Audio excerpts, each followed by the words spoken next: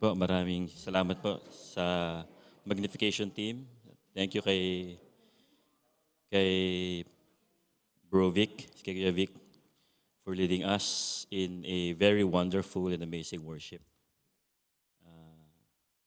Ano po, this will be our second Sunday para sa buwan na ito ng March. As we know for a fact that the entire Muslim nations are having their holy month of Ramadan, no? Where all of them are fasting, and hopefully they're also praying. No? But we know that they are praying naman kasi we can witness that, no, in our surroundings. Okay, bakit ba ako narito? Narito kasi ako. Actually, nung nag-aayos pa ng preaching ng preacher si Pastor Jong, sabi niya, hindi niya yata nabilang yung 5. O hindi ko lang sinadya niya talaga hindi bilangin ng 5 Sundays. So, meron nang nakatoka ng siya yung una, may pangalawa, may pangatlo, may pang-4. Wala ako. Hindi ko kinuha yung kasi inopen niya yung second Sunday, kinuha ni Bro G. Tapos, nagpatawag, nagsabi nga, usap tayo, pakalibre kayo, nung nakaraang Sunday. And truly, God is so amazing, no? Kasi He will test you. Parang ayaw mo mag-preach, ayaw mo mag-message, no? Ayaw magtrabaho, para for His glory. Tapos when we ended that meeting together, may wait for the next 2 Sundays.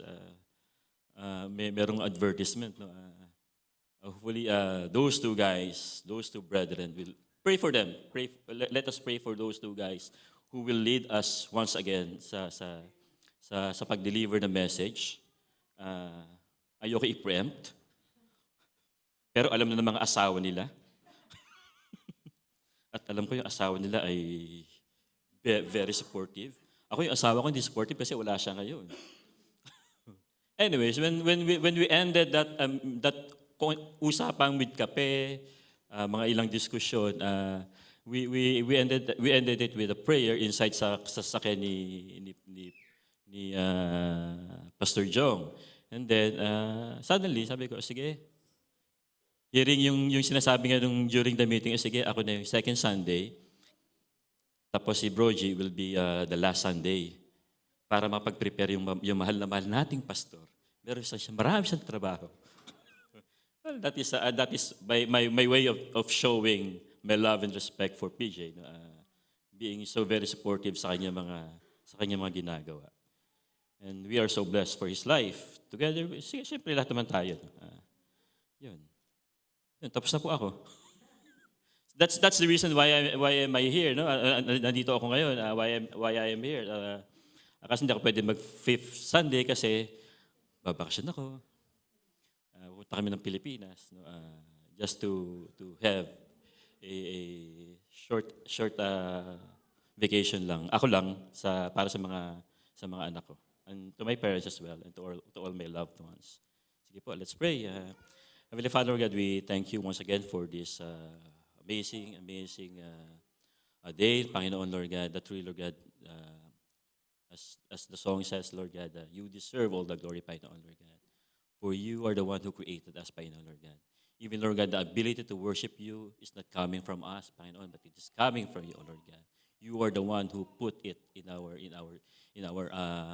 senses, Panginoon, Lord God, in our hearts and in our minds, Panginoon. Lord, maraming salamat, Lord God, for, again, Lord God, you have gathered your children.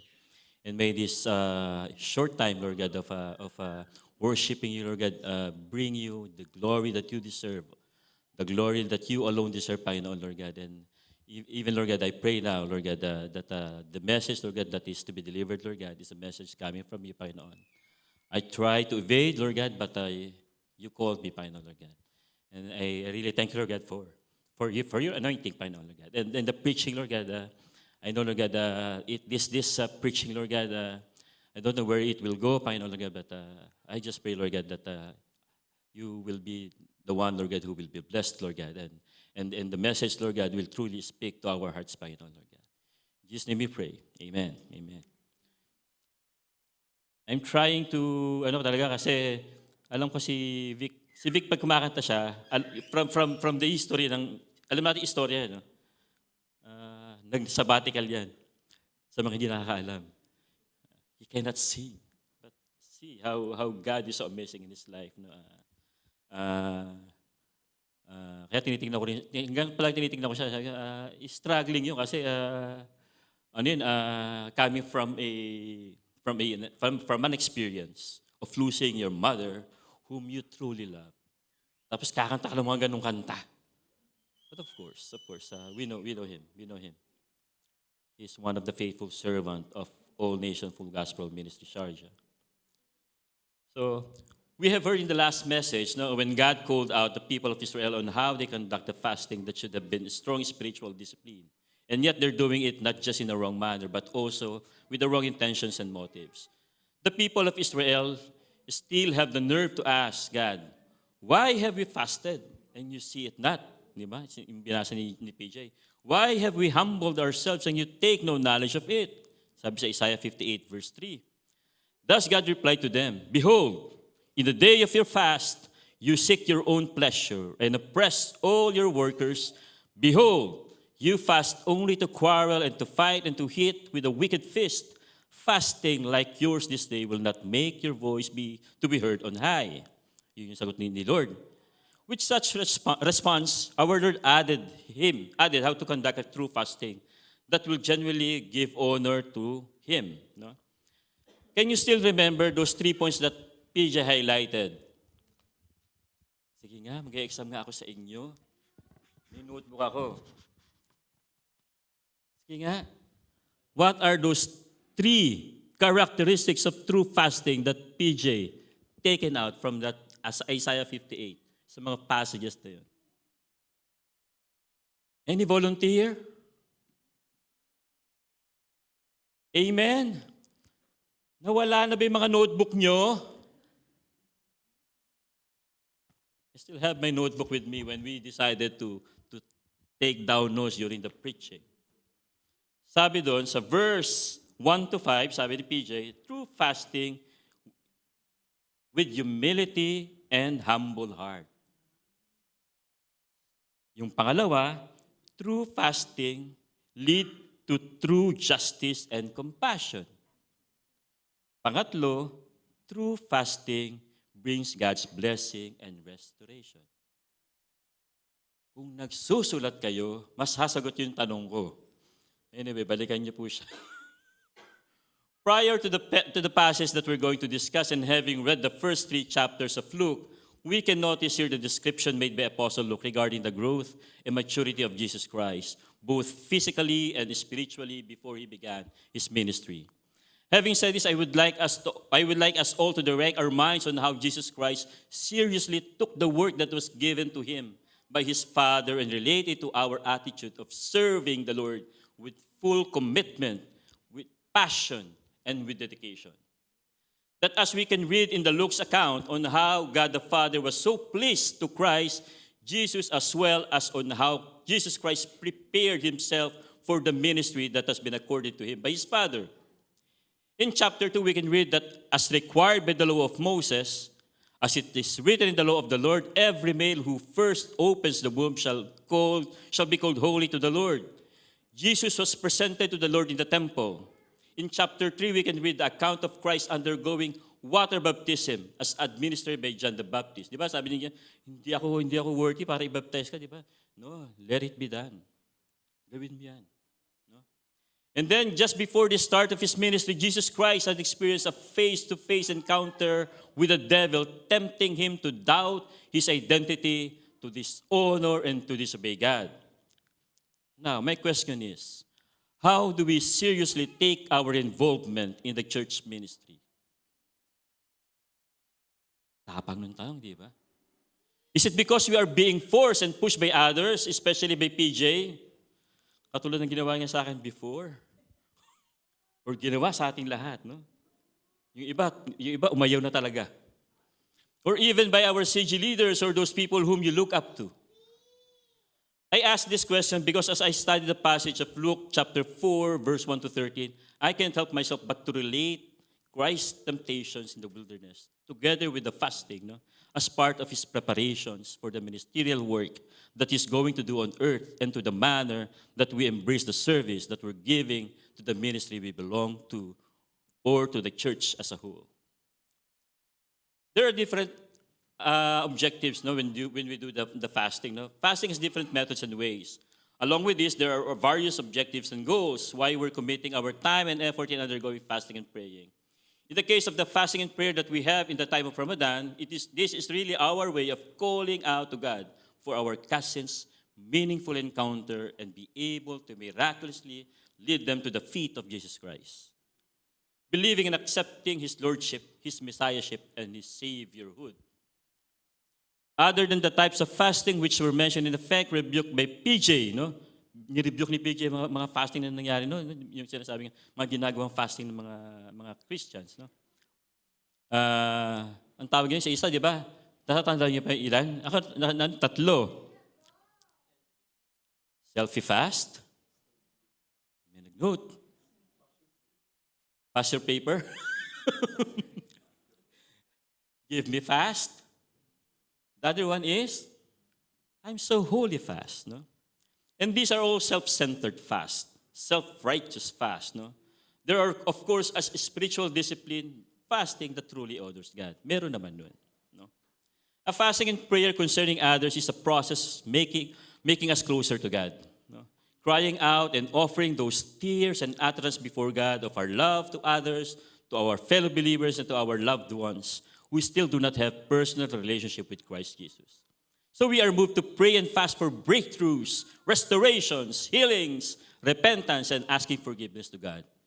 Seeking God's will in our own lives, including humbling ourselves before God as His faithful servant. That if we fast and pray in full submission and dependence to God, honoring Him, exalting Him, I am sure, and I want to reiterate the certainty, that if we truly do the true fasting, not because of selfish reasons, that even in times of receiving unfavorable response based on our intention and expectations, it is definite and guaranteed that we'll get God's gladness. We will get God's delight and approval. Further, we can get ourselves closer and closer to God. That when we as believers attain that closeness with our Lord, the fasting will eventually turn to feasting. This is what we can get from Jesus' response when asked on why His disciples were just in the mode of eating and drinking spree. No? While the disciples of John the Baptist were often in fasting and prayer, and the same for the disciples of the Pharisees. No? Anong sagot ni Jesus nung tinanong siya, bakit ang mga alagad mo hindi kain ng kain, inom ng inom, samantala yung mga disciples ni John the Baptist, nagpa-fasting sila, nagpe-pray sila, ganun din yung mga disciples ng Pharisee. Ang sabi ni Christ, ni Jesus Christ sa chapter 5, verse 34 to 35, can you make wedding guests fast while the bridegroom is with them? The days will come when the bridegroom is taken away from them, and then they will fast in those days. This will lead us to the questions, how long will I fast? Or how long is the distance between me and Christ? So that in the end, the fasting will turn into feasting. So, oftentimes the passage that we are going to discuss, chapter 4, verse 1 to 13 of Luke, is used to highlight the significance of God's word and be diligent in studying and memorizing the word as to prepare ourselves in life's battles and to make sure that just like Jesus, we will be winning the battle against the devil. It is an illustration of sword against sword, your words against mine. Apparently, both Jesus and the devil are using God's word. No? Di ba? Yung nagsasagot na sila doon, parang si Eddie Garcia at saka si Fernando Poe Jr. No? Pero that's a different story. No? Another important thing that we should understand here is the victorious battle of the second and last Adam, who is Jesus Christ, as compared to the defeat of first Adam in the Garden of Eden. Given the same approach of temptations and lies from Satan, the two Adams are on different environment. No? Yung first Adam, the one that has been created by God, nasa paraiso siya. He was in a paradise where everything has been prepared with only one restriction. No? Huwag niya kakainin yung the fruit of the tree of knowledge of evil and good, no? Saka yung sa tree of life, no? Isa pang kaibahan doon, nung meron siyang kasama, meron siyang companion na doon si Eva, si Eve. However, if we compare it with the case in the case of Jesus Christ, si Jesus Christ nasa desolate wilderness siya at wala siyang kasama, no? Maliban sa Holy Spirit, no? While first Adam was with full stomach, the last Adam, who is Jesus Christ, was starving. The first 3 chapters of Luke are not only revelation of Christ Jesus as Messiah, Savior, and Son of God, but also a testimony of different men and women that, if we look closely, will give us a foundations for our correct and perfect Christology of Jesus' manhood and His deity, of His fully God and fully man. No? Pag binasa niyo po, no, yung first 3 chapters ng ng Luke, no?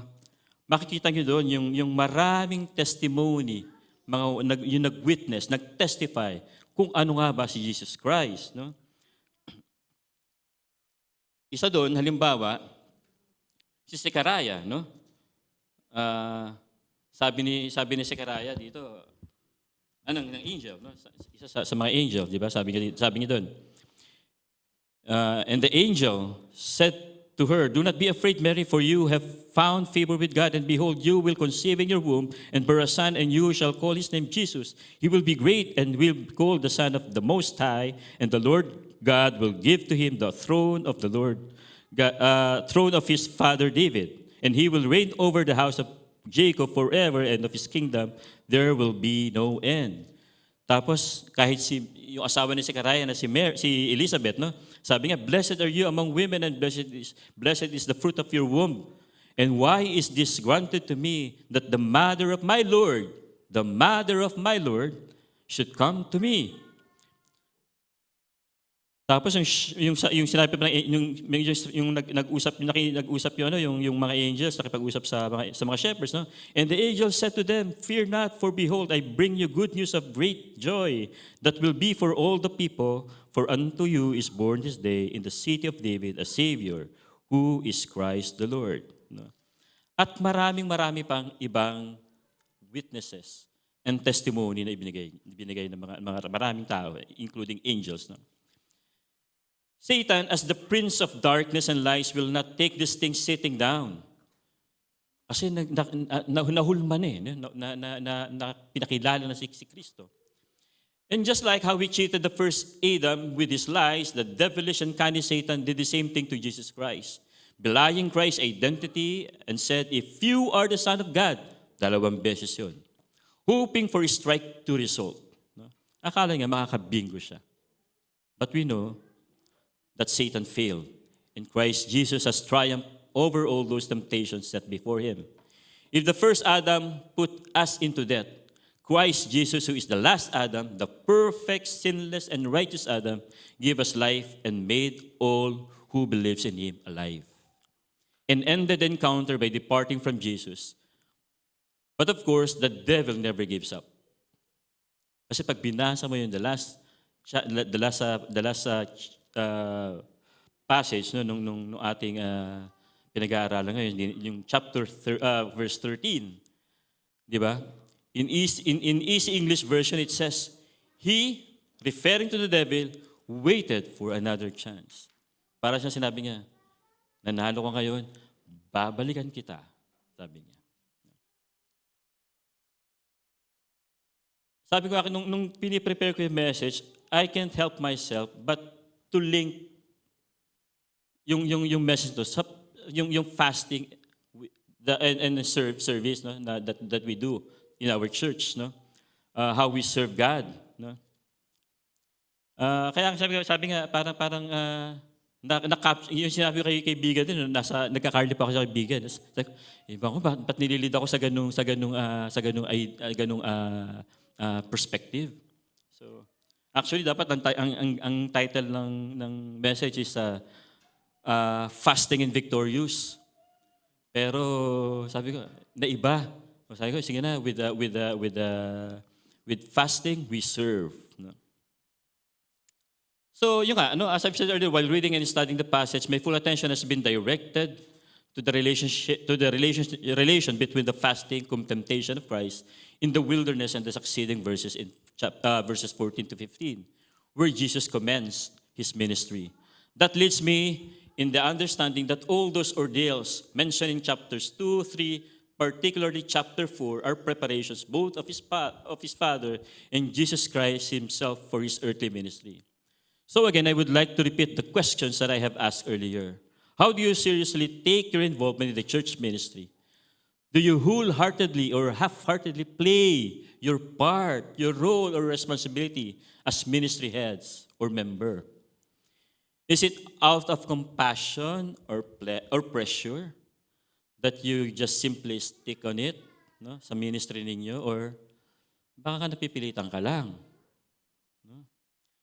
May available pa namang iba. Hindi mauubusan ng faithful servant si Lord.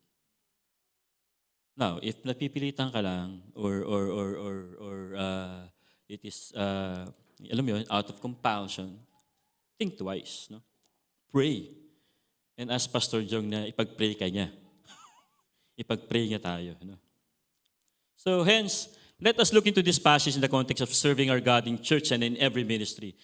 In Luke chapter 4, verse 1 to 2, it says, "And Jesus, full of the Holy Spirit, returned from the Jordan and was led by the Spirit in the wilderness, for 40 days being tempted by the devil, and he ate nothing during those days. And when they were ended, he was hungry."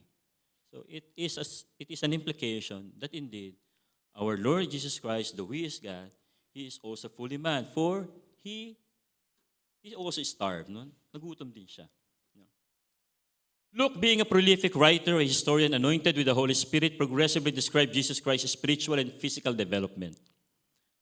Remember, when he went to the wilderness, led by the Holy Spirit, he was full in the Holy Spirit. With the Holy Spirit. No?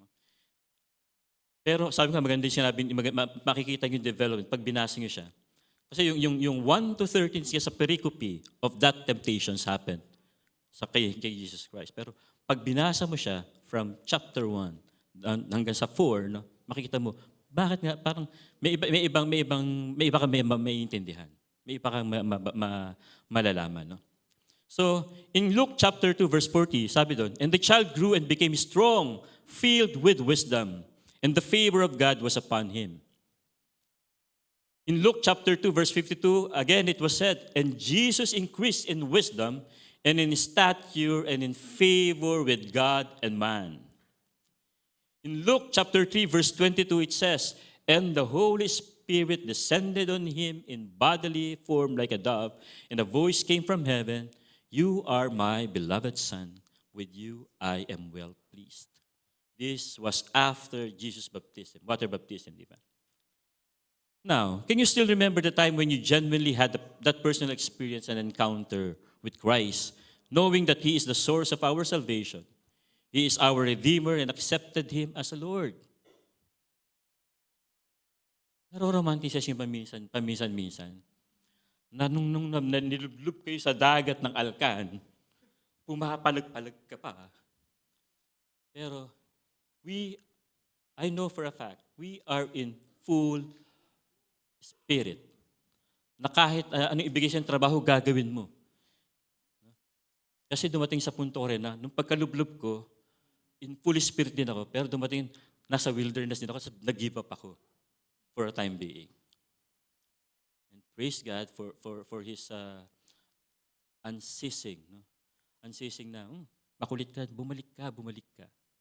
That's the reason why nandito ako ngayon. How was the feeling and how was the experience? I can probably assume that though we have differences in our life's journey, especially our spiritual life's journey, we do have the same Spirit.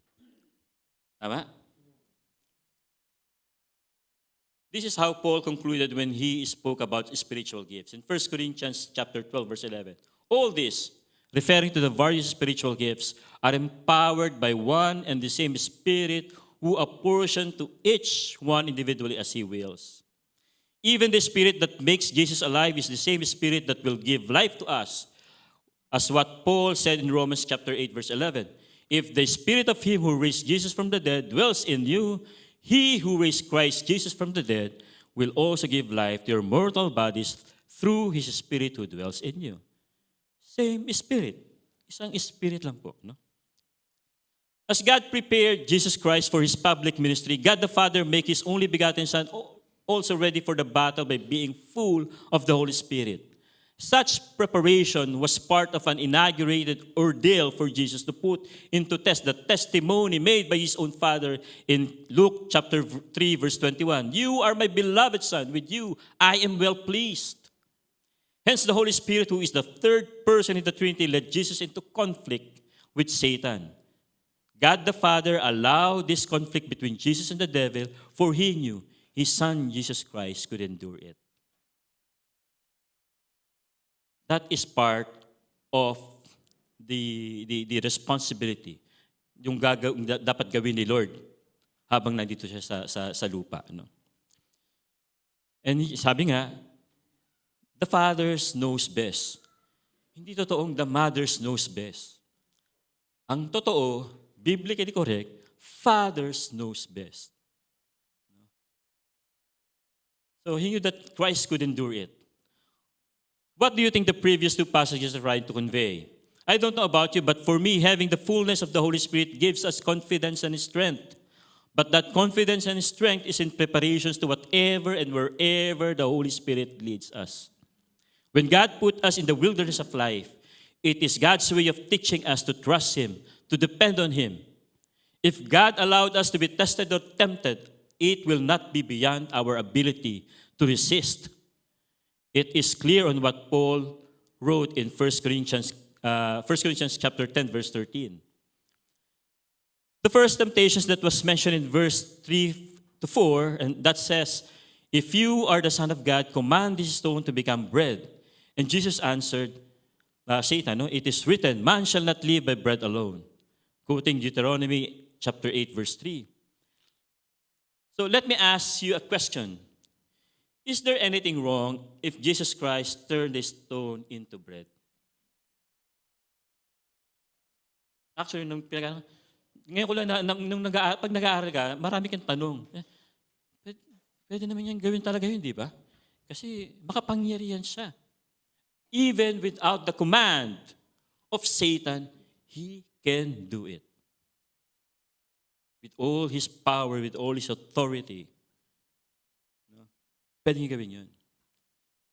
So sabi nga, what's wrong if Jesus turned the stone into bread? It was a temptation from Satan for Jesus, no? To give in for his own pleasure. No? When we read that passage, tandaan natin na nasa fasting siya. He is into fasting. And just like all of us na nagsasagawa ng fasting, di ba? When someone offered us a food, minsan, bumibigay tayo, be. Masarap eh. Lord, meron pa naman bukas. Bukas na ako magpa-fasting. Diba? Tuloy ko lang bukas. No? But that is not the way Jesus did. No? Hindi yun ang ginawa ni Jesus. No? He continued his fasting. Nagtuloy siya sa fasting. And he didn't give in to Satan's challenge. No? At yung temptations na yun. If Jesus gave in to devil's word, will it make Jesus different from the people of Israel who fasted only to seek for their own pleasure as written in Isaiah 58? Definitely, wala na silang panagkaiba. No? Because you're fasting just for your own pleasure. Nagpa-fast ka, pero pag kailangan mo na, titigil mo na ako mag-fast. Diba? The first temptation is telling us not to rely on our own ability. No? Not to depend on and be boastful or prideful that, di ba? Pag sa ministry, Minsan, magaling ako. Di ba? I can do this. Sumusunod naman sila sa akin. Eh. Di ba? Sabi niya, yes, I can do it even without God's help. Without anybody's help. As if we will say to Satan, when we are the one being challenged, yes, Satan, I can turn this stone into bread. Di ba? Sa ministry, di ba, pag minsan even without praying, sige, gagawin ko yung trabaho niyan. That even without contemplating, nung binigyan ka ng trabaho, tinula ka lang. Oh, tinula ka lang, pero have you tried contemplating? Lord, asking God's help para sa ministry na ibinigay sa'yo ni PJ or ng CG leader nyo o ng ministry heads. That we are so confident that because of our skills, because of our capacity and capability, of our intelligence, of our wisdom, oh, sige Lord, kaya ko yan. Sige PJ, kaya ko yan. Diba? That's not what the passage is teaching us. No? Though we have the ability, sabi nga yung ability, even the ability that we have is coming from God.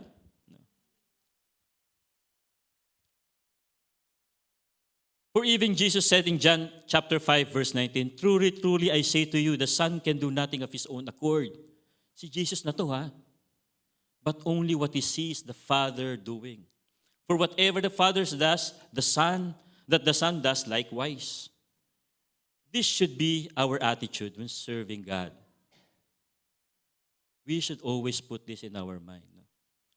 It is the God the Father. No? Kung ano, no? Sabi niya, yung ginagawa ng tatay niya, at yung paggagawa ng tatay niya, gagawin natin. Gagawin niya. The hunger brought about by the 40-day fasting will not be satisfied by the bread. Though very much hungry and under starvation, Jesus knows the perfect food for him, and that is His Father's will. This is what Jesus said in John chapter 4, verse 34. My food is to do the will of Him who sent me and to accomplish His work. Hindi butter and bread. Pati kami, nagkaroon ng hype sa butter and bread sa city center. Eh, no? Mahal yung tinapay. No? That even in the night before His crucifixion, He put much weight and importance on His Father's will. Up to the point, no, diba, He was tempted in the wilderness, but up to the point of His death on the cross. Sa Gethsemane pa lang, Garden of Gethsemane, no? He put much weight and importance on His Father's will. Jesus said in Luke chapter 22, verse 42, Father, if you are willing, remove this cup from me. Nevertheless, not my will, but your will, but yours be done. That as we serve God, we serve Him based upon His will, satisfying His will, serve Him by fulfilling His own will. Hindi kung ano yung will natin. No? Let us have, alam mo yung palaging, let's always ask Holy Spirit to give us the discernment. To give us, to lead us in whatever things that we're going to do, especially when we are doing the ministry work sa church. In verses 5 to 8, the devil showed to Jesus Christ all the kingdoms of the world and said that all will be given to Him in exchange of worshiping the devil. And Jesus' answer to Satan was, it is written, you shall worship the Lord your God, and Him only shall you serve. Quoting again in Deuteronomy chapter 6, verse 13. In some commentaries, the second temptation concerns the pride of life. This is where I think the servant of God fails. Many of the servant fails. The pride of life, the temptations of the pride of life. Pag pinapalakpakan ka na, this is what I keep on telling sa mga facilitators ng Kairos. You are not going to stand in front of the church just to have the acknowledgement, just to have the recognition. Hey, ang galing niya mag-facilitate. Oh. It's not. No? It's always been a reminder for all facilitators. No? And even for all those people who will stand in front, no, sa kanyang mga anak, no? It is not about you, no?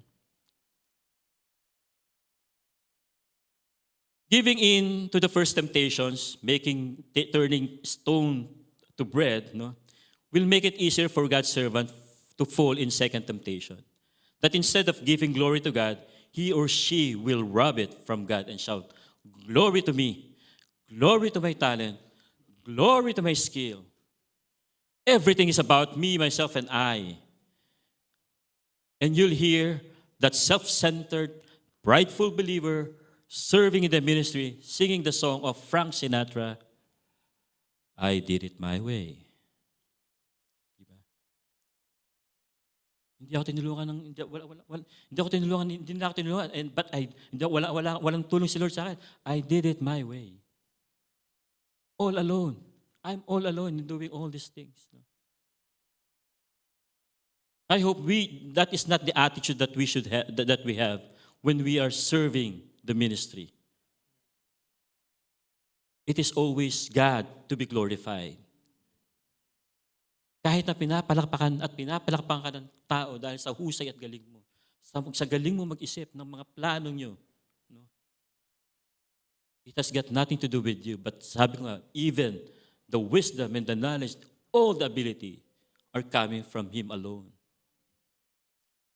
To desire anything and everything is to have the faith that Nebuchadnezzar had, no? Yung si King Nebu.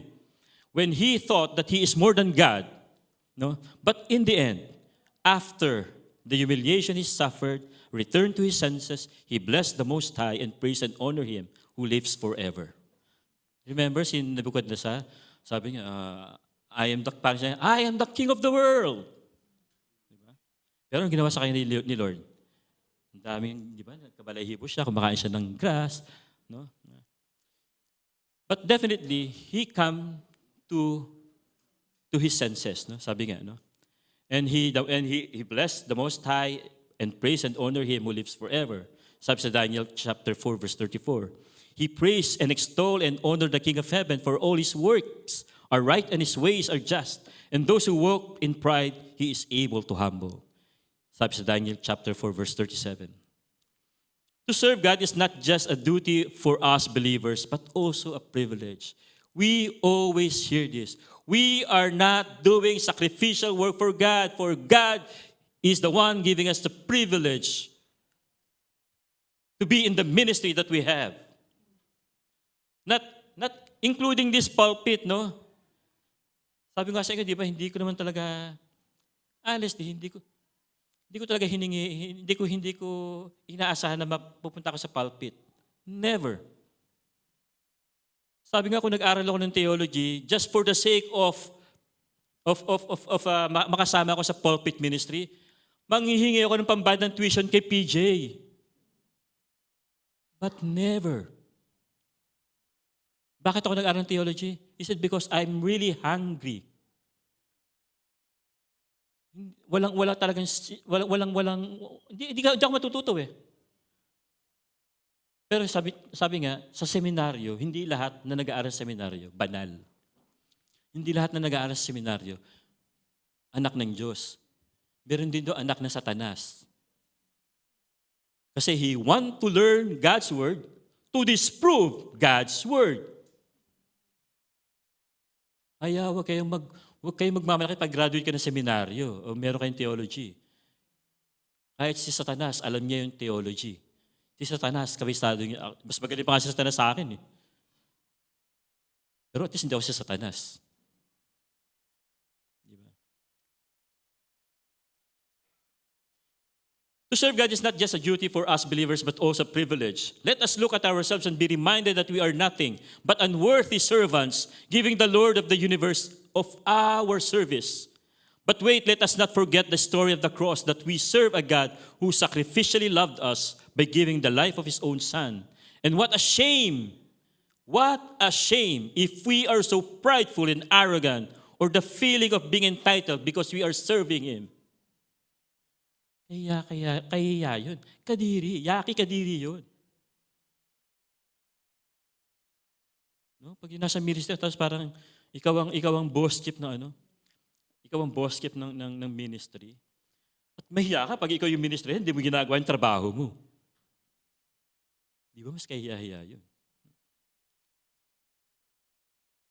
Last temptation set before Jesus Christ, no, that can be read in verse 9 to 12, challenging Jesus to throw himself from the pinnacle of the temple. And Jesus responded, "It is said, you shall not put the Lord your God to the test." Quoting Deuteronomy 16, verse 16. Yes, it is God's will to protect Jesus. No? Kayang gawin ni Lord yun.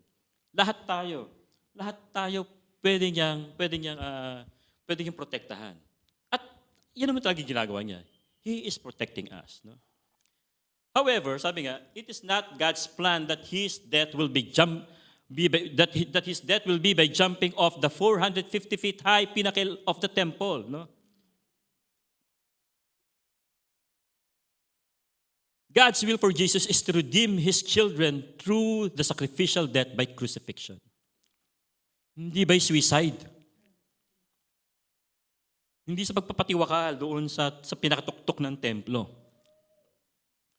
This is how Satan blatantly distorted God's word in Psalm 91. Sabi ko nga sa inyo, going back doon, hindi lahat na nag-aaral ng salita ng Diyos tunay na nagsasabi na kung ano yung nilalaman ng salita. And in so many instances, in so many occurrences, makikita natin yan. Di ba meron tayong kilalang nagsisimula sa letter Q? Oh, alam niyo na, di ba? Hindi ka natutuloy. Baka kasi, mabash ako eh. O si Kibuloy na lang, di ba? Bakit ba? Which speaks, no? Sabi nga, this is how Satan blatantly distorted God's word in Psalm 91, which speaks about God's protection for his people.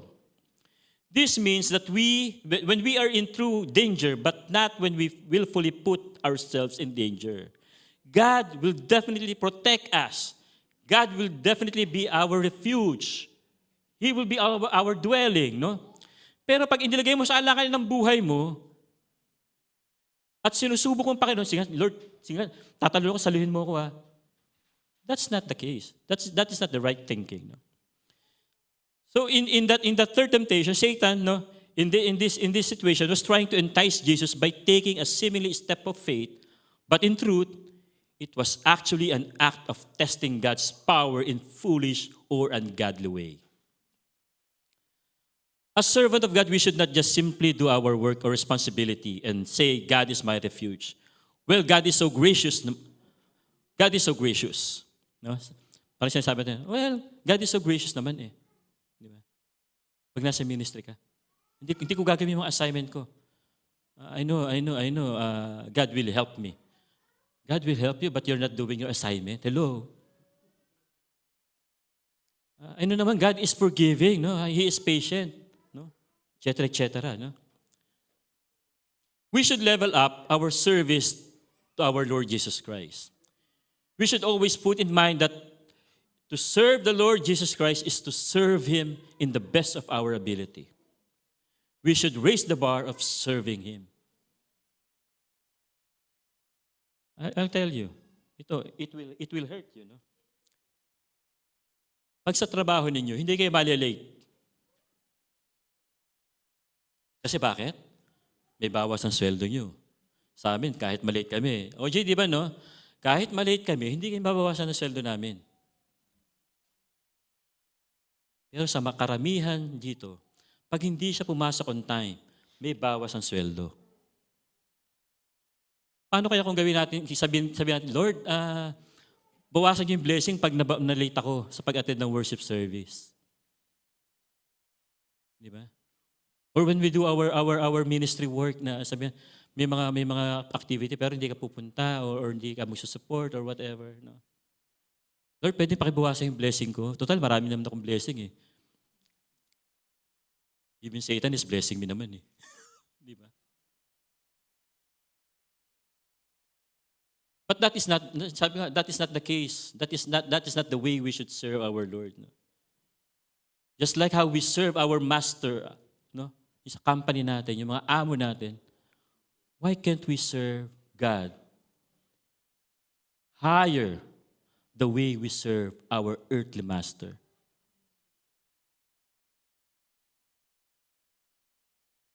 Taas kami ng mga ministry heads. Taas, yung kayo mahiya. Yung mga hindi tumataas, nahihiya kasi siguro hindi ginagawa yung trabaho.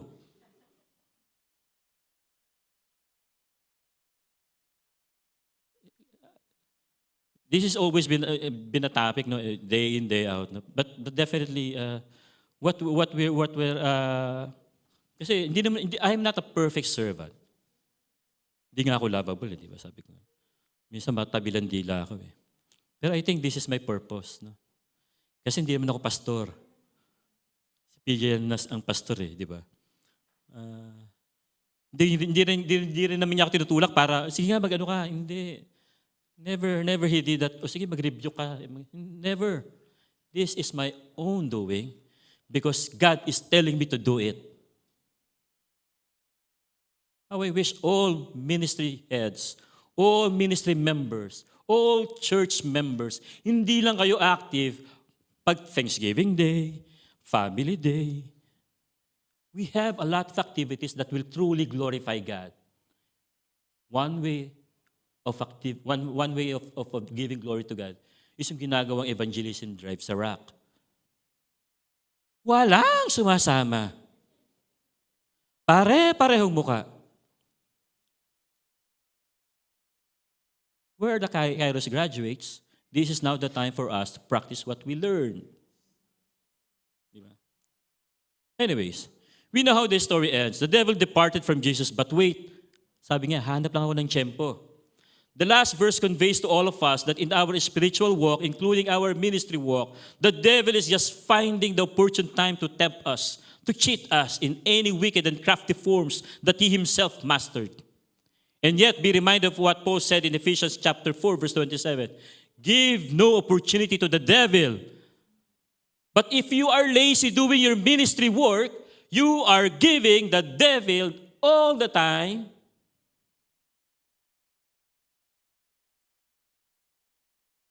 to lead you and depart from what God is telling us to do. Di ba? Let us not give the devil the opportune time. Huwag natin siyang bigyang makatsyempo. And the only way to do it is to have our active involvement to the ministry we belong to. Be faithful enough to do the work that God has given to us. Di ba? If you have the voice, di ba? Then, serve in the magnification. Pero ang dami nila. Mas kailangan sa mas marami pang ministry. No? Dapat minsan meron tenure ang magnification. Eh? May graduate dapat. No? No? Ano? Okay, ano? Di ba? Wala. Well, just to end this preaching, what makes this message different from the usual study about the temptation of Christ is because of verse 14-15 that says, and Jesus returned in the power of the Spirit to Galilee, and the report about him went out through all the surrounding country, and he taught in their synagogues, being glorified by all. And these two last passages really captured kung bakit ko napunta sabing, with fasting, we serve. These two verses caught my attention and led me in connecting it not just to Luke chapter 4, verse 1-3, but also to the first 3 chapters of Luke. Yes, these verses can be a focus of a 45-minute sermon, but from the time that I am preparing and studying the passage, it gave a clearer understanding on the developments happened to Christ. Sabi nga, sa chapter 2, verse 14 in Luke, chapter 2, verse 52, and chapter 3, verse 22, including as well as the different traditions according to the law of Moses. Linking the preceding passages for me is very vital to appreciate better the verses 14 to 15 of Luke chapter 4. Because we can see and observe from here the same Spirit that Jesus Christ possessed from verse 1, full of the Holy Spirit. And that after 40 days of fasting, along with the tenacious tests and temptations from the devil, Christ remained steadfast not only on the words, but also to his Father's will. Victoriously defeated the devil and demonstrated commitment, passion, and dedication in commencing his public ministry with the power of the Holy Spirit. Holy Spirit played a vital role in our service to the ministry. With fasting we serve should be our mantra in giving our whole heart service to our Lord Christ. Just like Christ Jesus, we ought to be ready embracing God's will for us as we delightfully serve Him no matter what, even in season and out of season. Dapat ikaw ay si Vilma, the star for all season.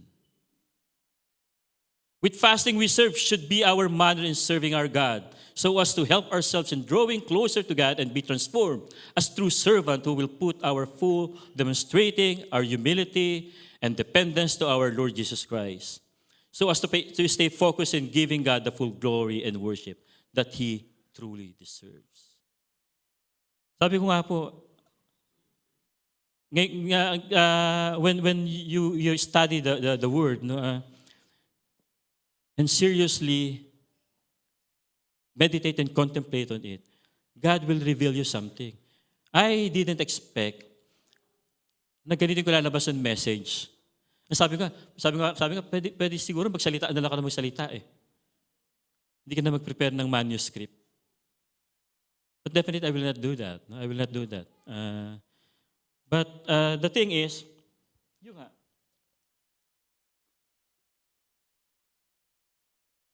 what do I mean with fasting?